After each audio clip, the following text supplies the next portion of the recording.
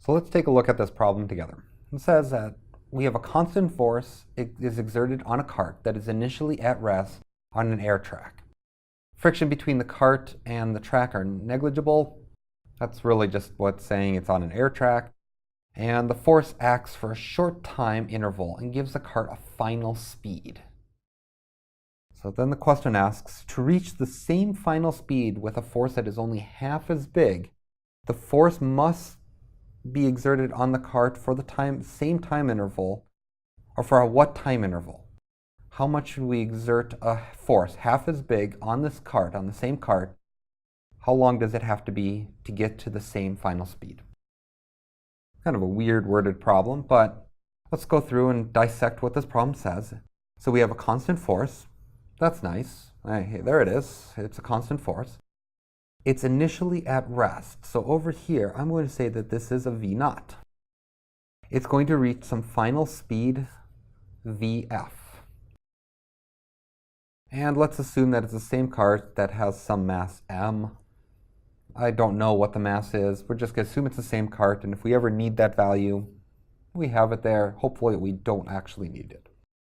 Okay, so we're going to then use a force that's half as big. So I'm going to call this new force right here, this half as big force, is going to be F prime. All right, so what do we have? Well, I know that there's a wonderful equation called Newton's second law, which states that a net force, when we add up all of our forces, our net force gives rise to some acceleration.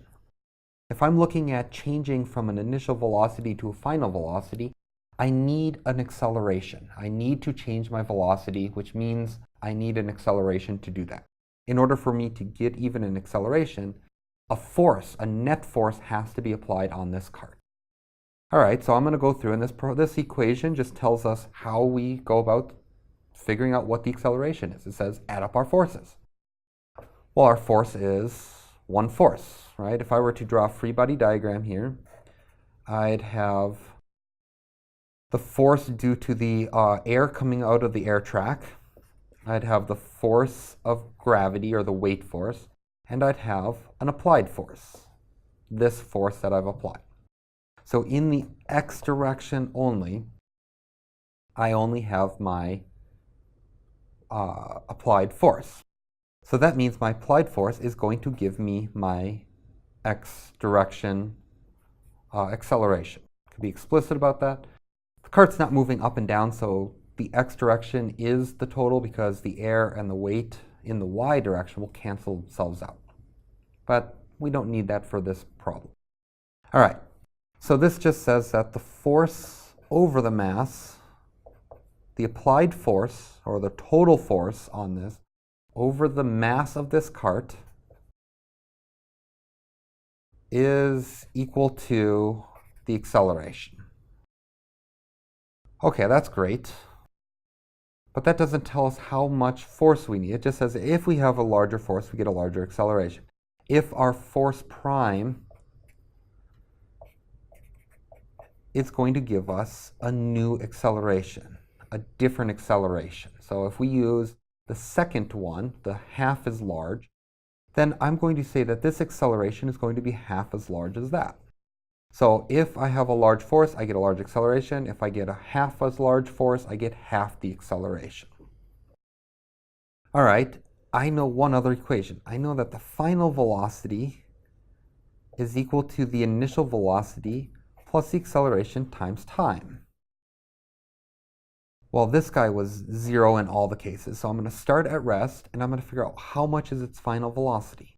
Well, in both cases, the final velocity is the same.